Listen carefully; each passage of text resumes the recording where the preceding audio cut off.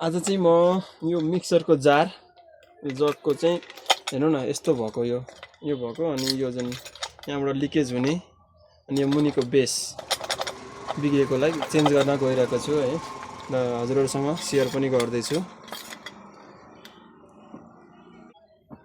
यसलाई चेन्ज गर्नको लागि चाहिँ सबैभन्दा पहिले हामीले यसलाई खोल्नु पर्ने हुन्छ। खोल्नको लागि यसलाई घुमाउनु पर्छ यतापट्टिबाट, तर यसको गुना चाहिँ उल्टो हुन्छ है। यसको गुना उल्टो हुन्छ, यो यतापट्टि खुल्ने हुँदैन। अरूको यस्तो यता राइट साइड यस्तो खुल्छ भने लेफ्ट खुल्छ भने अब यसलाई चाहिँ यता टाइट हुनेपट्टि घुमाउनु पर्छ, यो खुल्छ है। यसरी खोल्छ, खोलेर यसलाई यसरी खोल्ने हो, यसरी निस्किन्छ। यसको भित्रको नट गइसकेको छ, फुटेर गइसकेको छ। यो नट नफुटेको भए चाहिँ यसलाई हामीले काट्नुपर्ने हुन्थ्यो नटलाई, तर फुटेर गइसकेको छ। र यसलाई एकपल्ट म सफा गर्छु। त्यसपछि अब यसमा म यो नयाँ बेस फिट गर्छु। फिट गर्नुभन्दा पहिला चाहिँ यसमा यसरी मोबिल लगाएर थोरै टाइट हुन्छ यसको भित्र जुन यो सापट घुम्नको लागि। यो यसको सापट ब्लेड यसलाई लगाएर यहाँ एकपल्ट मजाले घुमाउनु पर्छ कि यो घुमिसकेपछि चाहिँ भरे फिट गरेपछि हामीले यो छिराउन टाइट हुँदैन, सजिलो गरी पस्छ। यो यसरी गर्नुपर्छ।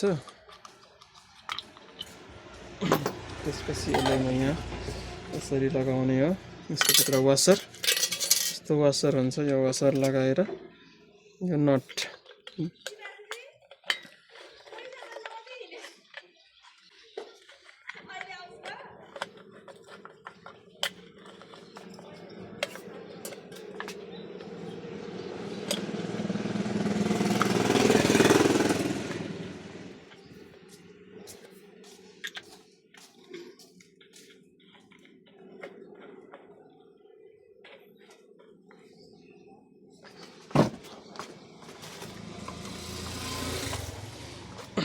र यसलाई टाइट गर्नको लागि चाहिँ यस्तो खालको यो टुल्स टी आउँछ है, यसले टाइट गर्नुपर्ने हुन्छ।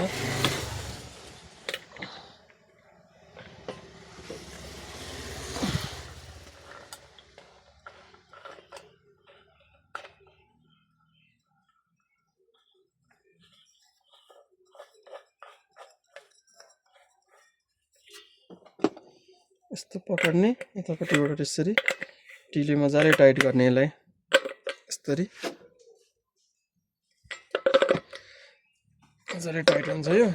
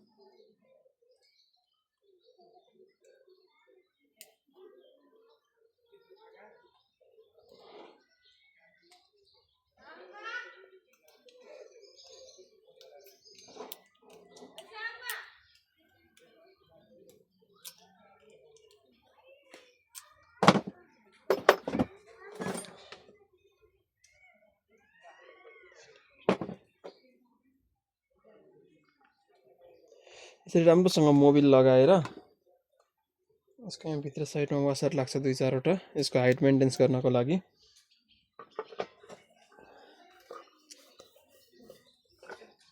भित्रपट्टि अझै वासर लगाउनु पर्ने छ।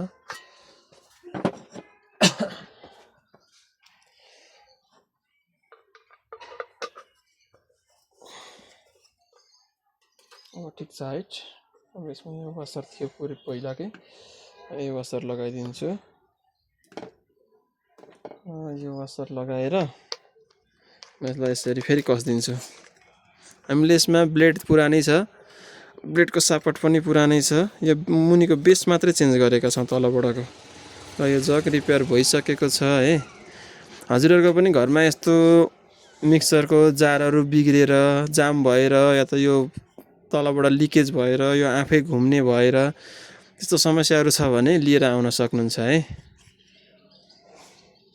यस्तो भइसकेको छ जारी रेडी भइसकेको छ अब यसलाई यस्तो मजाले घुमिरहेको छ हातले घुमाउँदा अब मिक्सरमा चलेपछि आफै ठिक हुन्छ